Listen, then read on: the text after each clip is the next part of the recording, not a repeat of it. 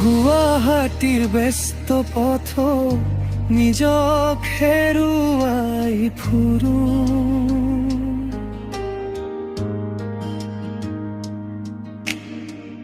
দিন শেষ হৈ ৰাতি আহিলে নীৰৱে চকু পানী সৰু। ফোনত মই ভালেই আছো, কষ্টবোৰ লুকুৱাই ৰাখা। নিজৰ সুখবোৰ ত্যাগ কৰি সতৰে বাবে জীয়াই থাকো।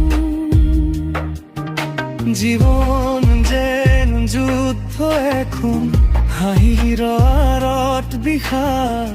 পইচাৰ বাবে দূৰ হলো নিজৰ মৰমৰ সংসাৰ।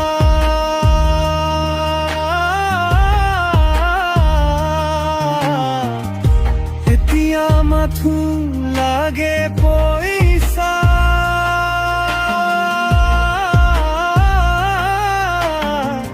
কাৰণ পইচাই হৈছে জীৱন।